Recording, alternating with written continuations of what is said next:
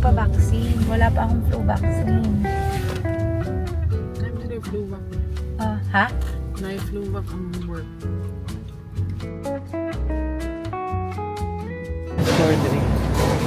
Dito tayo sa Vietnamese na restaurant para kumain. Wala pa tayong kain. 6 minutes away. Ang Asian market. kami lang ako magpa-vaccine.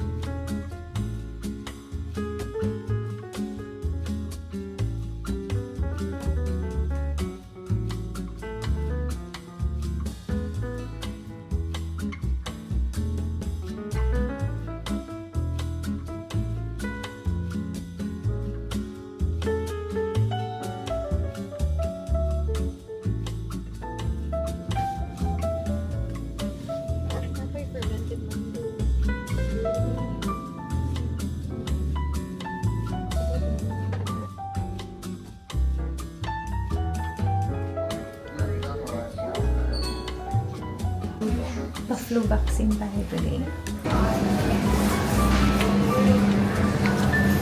Tapos na pala ako magpa-vaccine, guys. So, andito na tayo sa Costco grocery. Laki ng Costco dito.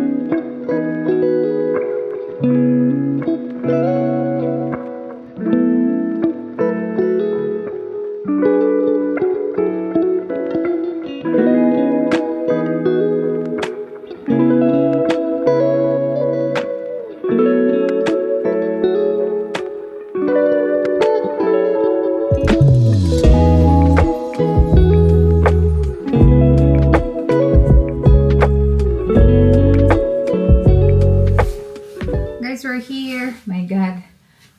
Yung ating grocery is maramihan kasi nga we're not gonna be able to go there like often, especially na hindi kami magkasame ng roster ni Michelle dito. Nilubos-lubos na namin and hindi lahat ng mga na grocery natin is ilalabas namin. Why? Because maliit lang yung lugar natin. Hindi pa tayo na-move sa interconnecting room or mamumove ba tayo? Sana mamove tayo doon. Very separate yung rooms namin ni Michelle. Mostly sa mga food, andito sa kwarto na to. So, hindi muna masyado natin, ilabas. Pero yun nga, may mga meat tayo. Oh my God, I don't even know how to start. Kasi meron din tayong labahin dito. Oh. Grabe, errands day talaga today. Kahapon tayo nag-start ng shift ngayon. Grabe yung errands natin. On the side. Rice. We have rice. Wala tayong magandang lugar for the haul. So, I'll just show you what I can. We have Coke. Surf. We have water as well. Oh my goodness. Basta ma-arrange na natin ito properly siguro. Mas okay. So, we are gonna be here for 5 weeks. So, as much as possible, konti na lang talaga yung kulang ng ating mga grocery. We're not gonna go to the grocery very often. Kasi, hindi na tayo bumiyahe. If ever mabiyahe man tayo doon, siguro gumala na lang. If we happen to have the same days off. Sana, sa next roster. But, not too sure. Kasi konti lang yung mga staff talaga dito. Maliit lang talaga siya na hospital. So, ayun. Very unlikely siguro na magka-same kami. Pero sana pa rin. We're hoping. We have meat here. Lalagay natin sa fridge. Sure. Siguro yung iba sa kwarto na lang ni Michelle. We have a lot of numbox. pambaon. Wait, unahin natin yung meat. We have chicken. We have loin chops. We also have roast na hot na pork. Pork loin. Tining. Oh my god, ay katagak. Ay. As you can see, sobrang liit ng ating fridge. Yan, napuno na ng water. Ito lang, oh.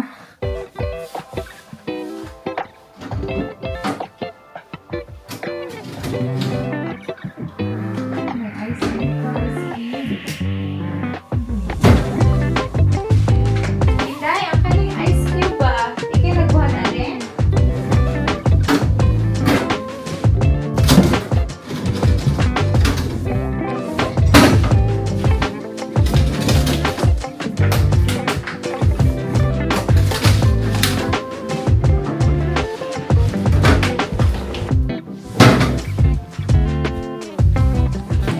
May isa pa.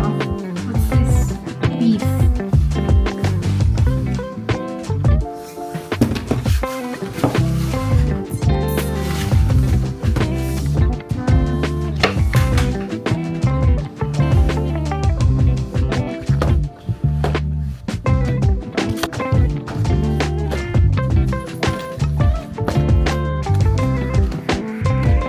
Bumili tayo ng containers because mag-aano kami, like fruit mix, tapos chia seeds, and some oats.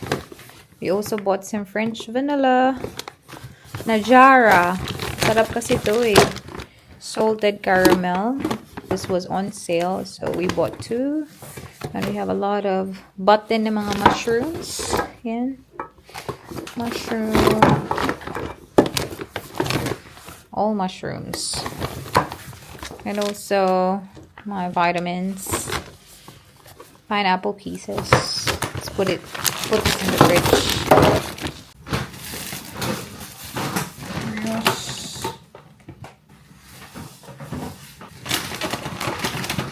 Kiwi fruit. Greek yogurt. Almond milk. Oh, meron tayong cheese bread. Meron tayong cheesecake. We also have some veggies here. Harvest nuts din. Corn. Eggplant. Potatoes. Tomatoes. Onions. Carrots. Garlic granulated. Chicken cream. Ito naman yung nabili natin sa Asian store. We have piatos, Cheez-It, Century Tuna, sisig,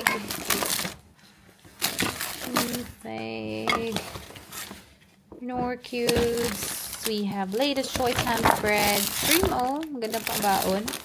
We have Mamacita's Tocino Mix, Magic Sarap, as you can see, and then Dato Puti. Ano to? Another Tocino Mix. I'm so happy pala guys na nagawa talaga natin yung flu vaccine. And it was just a walk-in kasi nag-struggle ako. Naghanap ako ng pharmacy or chemist. Tapos ipapabook pa. And then alam nyo naman na nagmamadali kami nung time na yun. So, I'm so glad na nakahanap ako ng walk-in. So, may flu vaccine na tayo. Chips! Let's eat! Because I just woke up. So, this is gonna be my second night shift ngayon. After tayo mag-day off. 1 day off.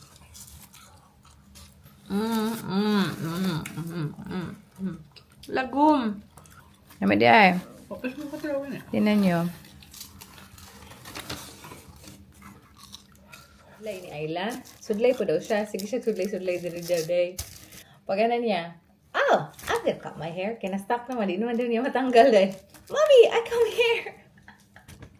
Pahak gayong buing. Show Tita Rich. Sige mong katawa. Ano siya nga. I'm not gonna show Tita Rich. Pag-abot sa mga boys, yan ipahita. Gailak ko na before nag-go school. Sure, you don't look guwapo now. I'm guwapo.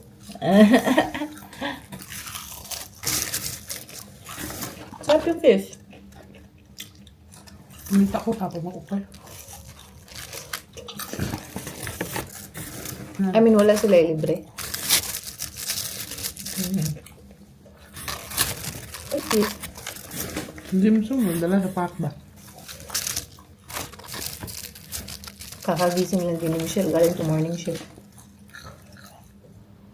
Good morning, guys. Kagagaling ko lang ng night shift. And we are moving to another room. Ginising ako ng owner dito kasi mag-move daw kami. Kaloka. Mapagod. Anyway, let's go.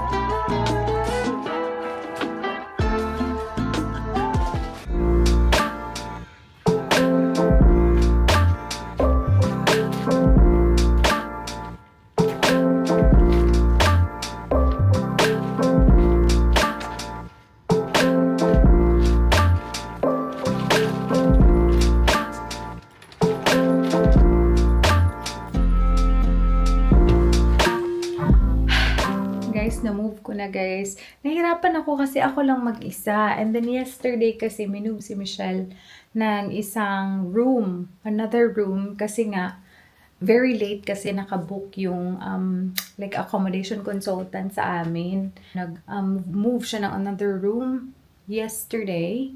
Tapos tulog lang doon ng isang night. And then ngayon naman, sabi sa kanya na i-move siya ulit kasi may magsistay daw sa room na naman na iyon kasi na-book na yun eh. Like long time pa na na-book.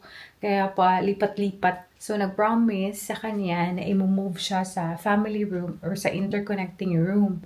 Tapos sabi na if ever maging available yung next room nun, ako naman yung i-move doon sa room 2. So secured na sa kanya yung room 1.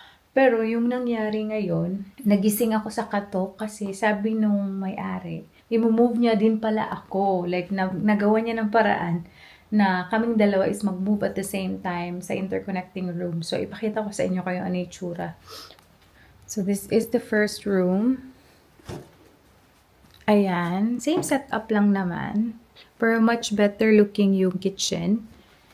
Tapos, ito naman yung other room. Ayan, same lang din. Mas better yung kitchen compared sa aking room before. Tapos, mas malaki din yung table than TV. So, same lang. Ito yung interconnecting na door. So, ayan. Actually, mas better talaga to siya na set up. At ayan yung ating mga gamit na grabe. Nag-struggle ako na mag-move.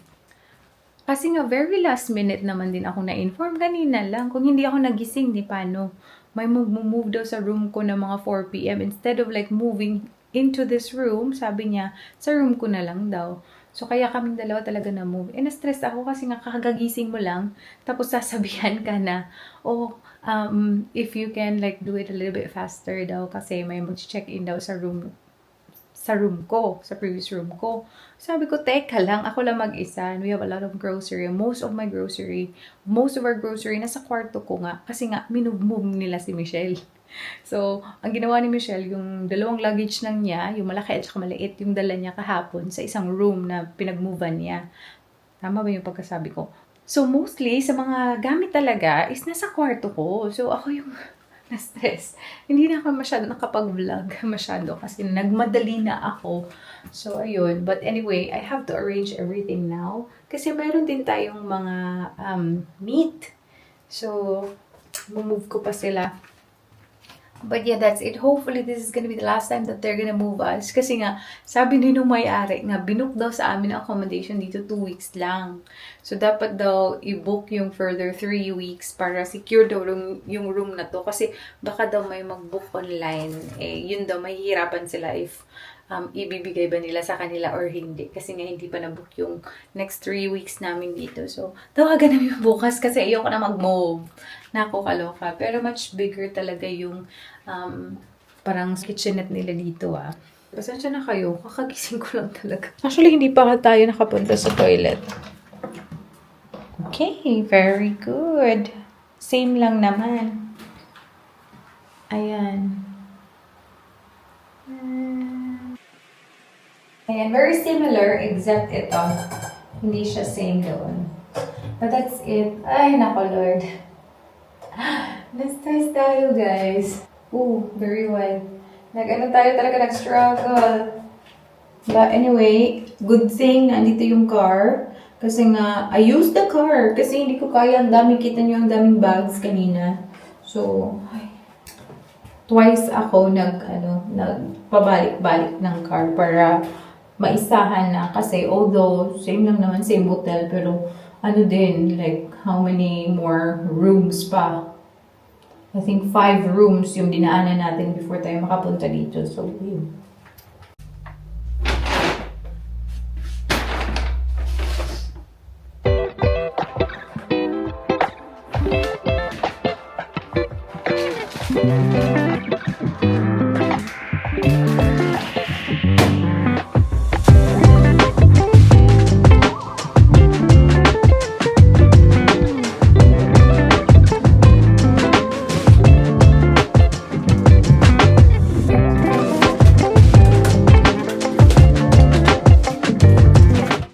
Walang kaalam-alam si Michelle na nag-move na ako. Maso-surprise na lang yun because I have to pick her up kasi nga galing ako night shift morning siya. So, surprise na lang yun na naka-move na pala kami. Kahit yung mga gamit niya, kinuha ko na din sa kwarto.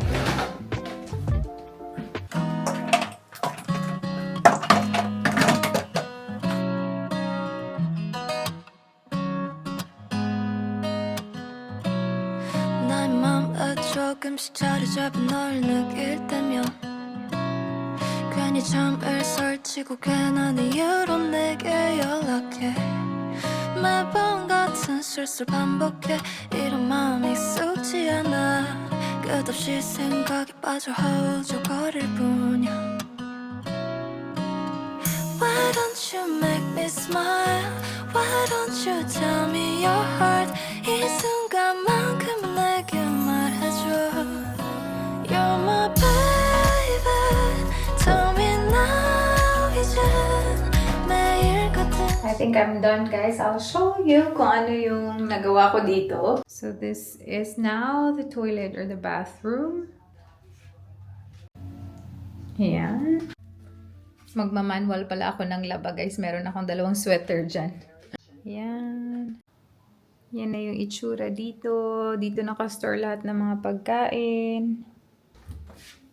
Dito naman, water, soft drinks, rice. Dito yung parang coffee station natin at saka may bread na naiwan. This is our small na fridge. And yan.